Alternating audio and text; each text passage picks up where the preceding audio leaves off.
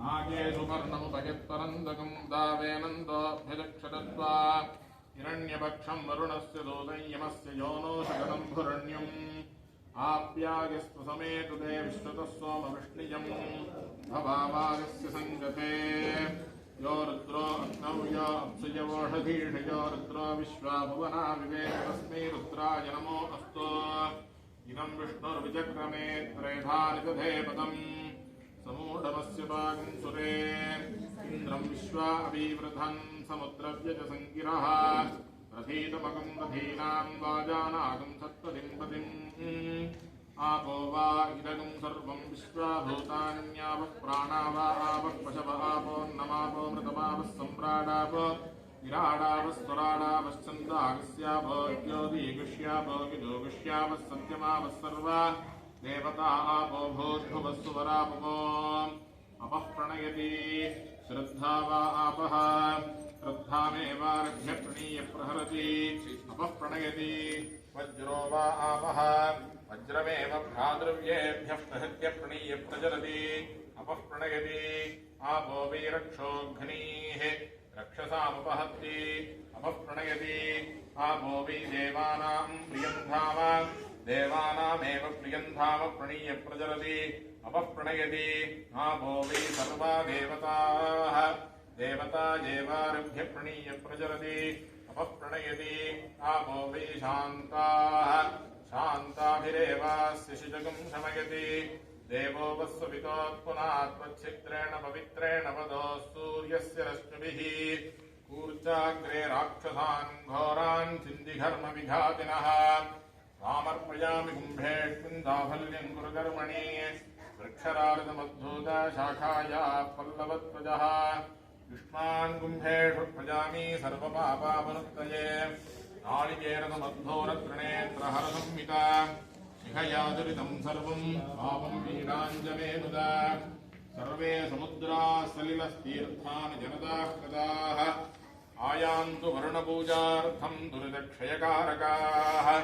इमं मे वरुणश्रुधीहवमद्याजमृडय त्वामवस्युराजके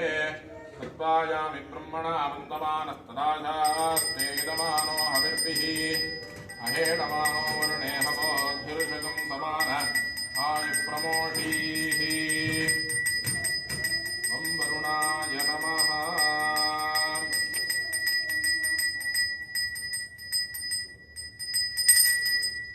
सेवितस्त वरुण ज्ञानश्लोकम् नाग भासधरं सृष्टं रक्तौग युतिविग्रहं शशाङ्क धवलं ध्यायेत् वरुणं मकरासनं भूर्भुवस्वरोमस्मिन् कलशे समुद्राधिपतिं जलाधिपतिं श्रीवरुणं ध्यायामि वरुणमावाहयामि वरुणस्य इदमासनम् ॐ वं वरुणाय नमः इमं मे वरुणश्रुधीहवमद्याजमृडय वामवस्युराजके वं वरुणाय नमः रत्नसिंहासनं समर्पयामि ॐ इमं मे वरुणश्रुधीहवमद्याजमृडय वामवस्युराजके ॐ वं वरुणाय नमः पादयोः पाद्यं समर्पयामि ॐ इमं मे वरुणश्रुधीहवमद्याजमृडय वामवस्युराजके ॐ वरुणाय नमः हस्तयोः अर्घ्यं समर्पयामि ॐ इमं मे वरुणश्रुधीहवमद्याजमृडय वामवस्युराजके ॐ वरुणाय नमः मुखे शुद्ध आगमनीयं समर्पयामि ॐ इमं मे वरुणश्रुधीहवमद्याजमृडय वामवस्युराजके ॐ वं वरुणाय नमः मधुपर्कं समर्पयामि ॐ इमं मे वरुणश्रुधीहवमद्याजमृडय वामवस्युराजके ॐ वं वरुणाय नमः शुद्धोदकस्नानं समर्पयामि माभोष्ठामयोभवस्थानवूर्जेषधादन महेरणागिरस्कृते योपश्मतमोरदस्तभादेहनः विशतीव मातरः तस्मारङ्गमामवोक्षयागिन्वथ आपो जनगिधाजनः इमं मे वरुणश्रुधीहवमद्याजमृडय वामवस्युराजके ॐ वरुणाय नमः शुद्धोदकस्नानं समर्पयामि स्नानानन्तरं शुद्धाचमनीयं समर्पयामि ॐ मे वरुणश्रुधीहवमद्याजमृडय वामवस्युराजके ॐ वरुणाय नमः तत्र यज्ञोपवीत उत्तरीयावरणार्थे अक्षतान् समर्पयामि इमं मे वरुणश्रुधीहवमद्यातमडया वामवस्त्रादिके वं वरुणाय नमः दिव्यगन्धान् धारयामि गन्धोपरिहरिद्राकुङ्कुमचूर्णं समर्पयामि इमं मे वरुणश्रुधीहवमद्यातमडया वामवस्त्रादिके वं वरुणाय नमः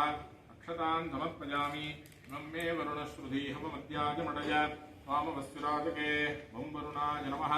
अथ पुष्पैः सम्पूजयामि ओम वरुणाय नमः ओम वरुणाय नमः ओम पश्चिमाधीशाय नमः ओम वरुणाय नमः ओम पाशहस्ताय नमः वरुणाय नमः ओम समुद्रात्मने नमः वरुणाय नमः ओम शुद्धात्मने नमः वरुणाय नमः ओम नक्रवाहनाय नमः वरुणाय नमः चक्राभिमुखसंस्थाय नमः नमः सिद्धपुर्यालयाश्रयाय नमः वरुणाय नमः ओम दीर्घेशाय नमः वरुणाय नमः पद्मनीकान्ताय नमः वरुणाय नमः सूताकुम्भकराब्जे नमः वरुणाय नमः ओम साधुसन्ध्यादर्शिने नमः वरुणाय नमः अम्बनादिविहारभुवे नमः वरुणाय नमः हस्तसीमानायकाय नमः वरुणाय नमः जलमूर्तये नमः वरुणाय नमः जलाश्रमाय नमः वरुणाय नमः जलजार्चसुप्रीताय नमः वरुणाय नमः जलजागितलोचनाय नमः वरुणाय नमः ज्ञानपतये नमः वरुणाय नमः अमेयात्मने नमः वरुणाय नमः प्रचेतसे नमः वरुणाय नमः प्रीतिवर्धनाय नमः वरुणाय नमः नेत्रियनाथाय नमः वरुणाय नमः रसपुष्टिविधायकाय नमः वरुणाय नमः सृष्टिकर्त्रे नमः वरुणाय नमः वारुणीजनकाय नमः वरुणाय नमः अनाजकाय नमः वरुणाय नमः बलरामप्रियाय नमः वरुणाय नमः धीराय नमः वरुणाय नमः बलभद्रसुखप्रदाय नमः वरुणाय नमः स्वस्तिकृते नमः वरुणाय नमः वाचकसम्पूज्याय नमः वरुणाय नमः दायकाय नमः वरुणाय नमः शापगृहीत्रे नमः वरुणाय नमः यागसन्तुष्टमानसाय नमः वरुणाय नमः हरिश्चन्द्रमहायागसुप्रीताय नमः वरुणाय नमः वरदायकाय नमः वरुणाय नमः वायुनिर्वृतिमध्यस्थाय नमः वरुणाय नमः आञ्जनेयोपरिस्थिताय नमः वरुणाय नमः रत्नमालान्वितकलाय नमः वरुणाय नमः मुक्ताजालासुतोरणाय नमः वरुणाय नमः यादोगणमहासैन्याय नमः वरुणाय नमः यादोवृद्धिविदायकाय नमः वरुणाय नमः त्रस्ताय नमः वरुणाय नमः गोपान्न श्रीकृष्णदोषकाय नमः वरुणाय नमः अश्वमेधीयास्वनादाय नमः वरुणाय नमः देवदनुसुग्गं रहताय नमः वरुणाय नमः वटाङ्गस्वर्णवर्णदात्रे नमः वरुणाय नमः दयापराय नमः वरुणाय नमः ज्ञानरूपाय नमः वरुणाय नमः ज्ञाय नमः वरुणाय नमः विने नमः वरुणाय नमः ययुदे नमः वरुणाय नमः पापानुग्रहदक्षये नमः वरुणाय नमः समुद्रसागरनायकाय नमः वरुणाय नमः वायुप्रियाय नमः वायुप्रियाय नमः सदानन्दाय नमः वैश्वदेव समर्चिताय नमः वरुणाय नमः नवदोद्योगसहाय नमः सर्वरक्षकाय नमः वरुणाय नमः श्रीरामभक्तिसंयुक्ताय नमः वरुणाय नमः कृष्णप्रीतिकारकाय नमः वरुणाय नमः करुणामृतसंयुक्ताय नमः वरुणाय नमः नागदवत्सलाय नमः वरुणाय नमः रत्नविभूषाढ्याय नमः वरुणाय नमः शीतलाय नमः वरुणाय नमः देवतोत्तमाय नमः वरुणाय नमः अरुणोदयकान्तिने नमः वरुणाय नमः ईशीस्थानसंरस्याय नमः वरुणाय नमः गम्भीररूपाय नमः वरुणाय नमः वीर्यदायिने नमः वरुणाय नमः दायकाय नमः वरुणाय नमः सत्यसन्दाय नमः वरुणाय नमः भक्ताय नमः वरुणाय नमः सन्दत्यासु दोषिताय नमः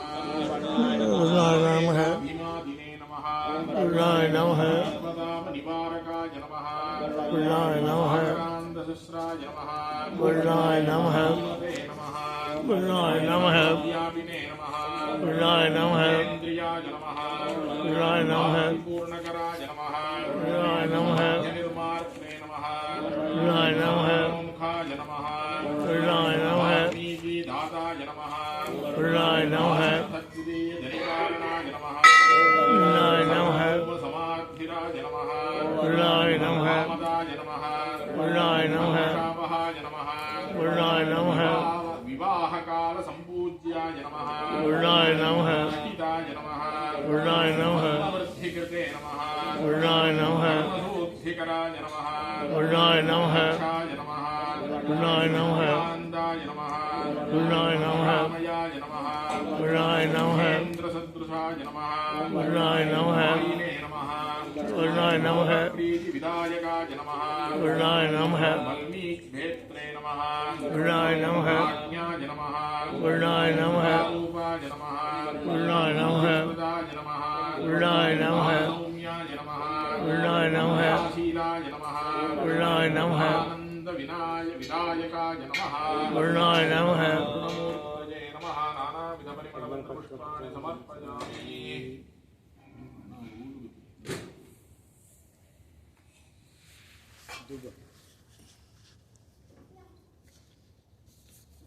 Om Imam Me Varunashruthi Hamapajyatmradaya Vamavasirajake Om Varunaya Namaha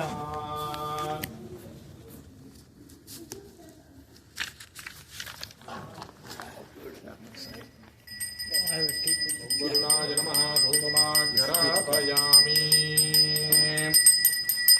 Om Imam Me Varunashruthi Hamapajyatmradaya Vamavasirajake Om Varunaya Namaha Deepam Sandarsayami Varunamurti Bhagavan Ki Jai Atha Naivedyam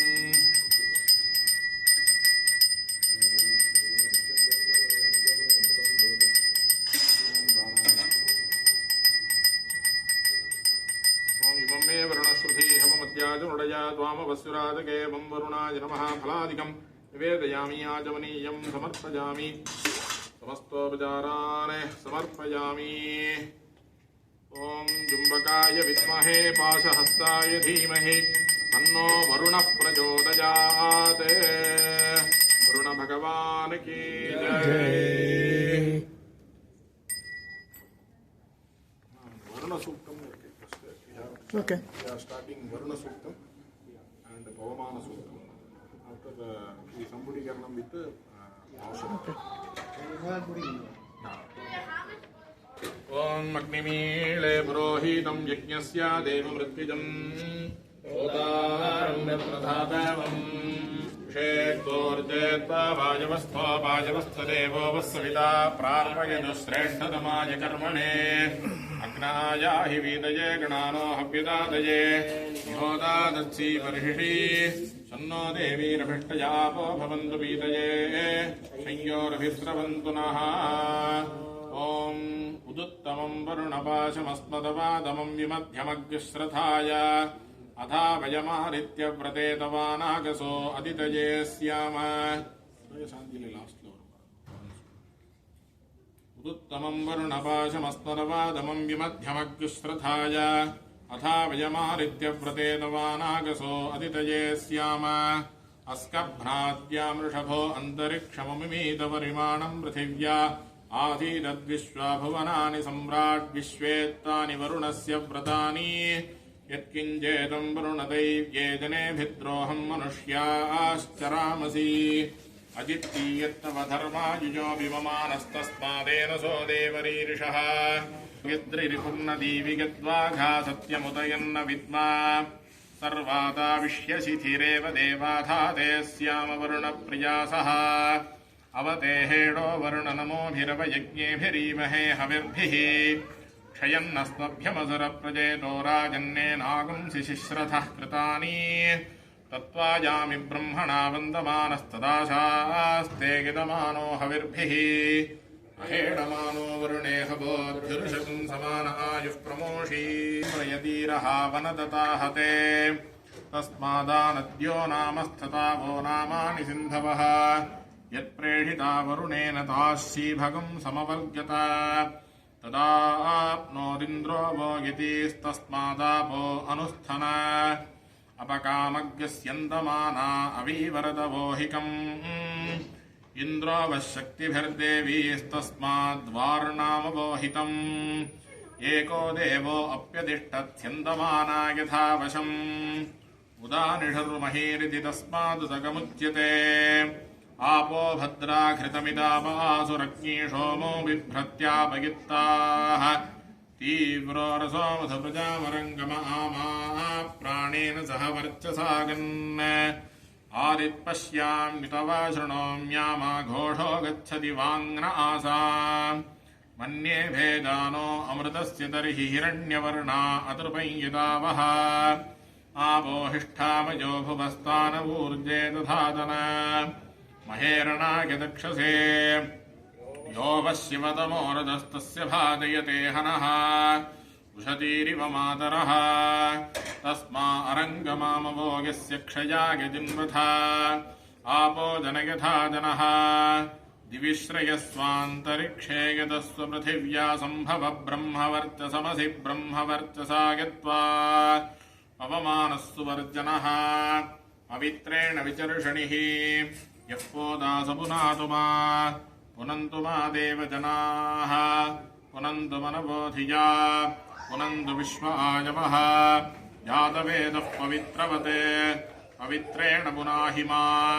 शुक्रेण देवदीद्यते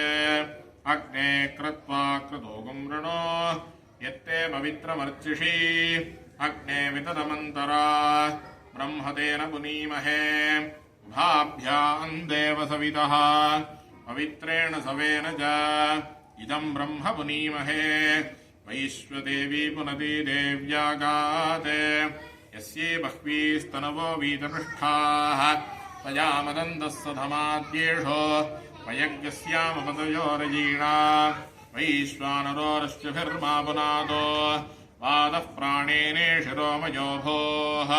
या वा पृथिवी पयसापयोभिः ऋतावरी यज्ञये मा पुनीताम् बृहद्भिः सविदस्त्रभिः वरिशिष्ठैर्देवमन्मभिः अग्ने दक्षैः पुनाहि मा येन देवा अपुनत येनापो दिव्यङ्गसः तेन दिव्येन ब्रह्मणा इदम् ब्रह्म पुनीमहे यः पावमानीरध्येति ऋषिभिः संहृतकम् रसम् सर्वगम् सपूतमस्यादि सुदिदम् मादरिश्वना पावमानीर्य अध्येति ऋषिभिः संहृतकम् रसम् तस्मै सरस्वती दुहे क्षीरकम् सर्पिर्मधोदकम् पावमानी स्वस्त्ययनीः सुदुघाहि पयस्वतीः ऋषिभिः संहृतोर्दः ब्राह्मणेष्वमृतकम् हितम् पावमानीर्दिशन्तु नः इमम् लोकमथो अमुम् कामान् समर्थयन्तु नः देवीर्देवैः समाभृताः पावमानी स्वस्तयनीः सुदुघाहि पयस्वतीः ऋषिभिः संहृतोर्दः ब्राह्मणेष्वमृतकम् हितम् येन देवाः पवित्रेण आत्मानम् पुनदे सदा तेन दहस्रधारेण पावमान्यः पुनन्तु मा प्राजापत्यम् पवित्रम् शतोद्यामगम् हिरण्मयम् तेन ब्रह्मविदो वयम् पूतम् ब्रह्म पुनीमहे सुनीतीतहमा पुनादो सोमः स्वस्त्या वरुणः समीच्या यमो राजा प्रवणाभिः पुनादु मा जातवेदामोर्जयन्त्या पुनादो भूर्भुवः सुवः तच्छंयोरावृणीमहे गातुम् यज्ञाय गातुम् यज्ञपतये दैवी स्वस्तिरस्तु नः स्वस्तिर्मानुषेभ्यः ऊर्ध्वञ्जिगातु भेषजम् शन्नो अस्तुद्विपदे शञ्चतुष्पदे ॐ शान्तिः शान्तिः शान्तिः ॐ देवस्य त्वादविदुः प्रसवे अश्विनोर्बाहुभ्याम् पूष्णो हस्ताभ्याम् अश्विनोर्भैषज्येन तेजसे ब्रह्मवर्चसायाभिषिञ्जामि देवस्य त्वादविदुः प्रसवे अश्विनोर्बाहुभ्याम् ओष्णो हस्ताभ्याम् सरस्वती भैषज्येन वीर्यायान्नाद्यायाभिषिञ्चामि देवस्य त्वादविदुः प्रथवे अश्विनोर्बाहुभ्याम् ओष्णो हस्ताभ्याम् इन्द्रस्येन्द्रियेण श्रियेदते बलायाभिषिञ्चामि देवस्य त्वादविदुः प्रथवेऽश्विनोर्बाहुभ्याम् ओष्णो हस्ताभ्याम् सरस्वत्येवाजो यन्तुर्यन्त्रेणाग्ने त्वा साम्राज्येनाभिषिञ्चामीन्द्रस्य त्वा साम्राज्येनाभिषिञ्चामि बृहस्पतेस्त्वा साम्राज्येनाभिषिञ्चामि स वाजिनम् सोमगम् राजानम् वरुणमग्निमन्वारभामहे आदित्यान् विष्णुगुम् सूर्यम् ब्रह्माणम् च बृहस्पतिम् द्रुपदादिवमुञ्चतो द्रुपदादिवेन्मुमुचानः स्विन्नस्नात्पीमलादिव पूतम् पवित्रेणेवाज्यम्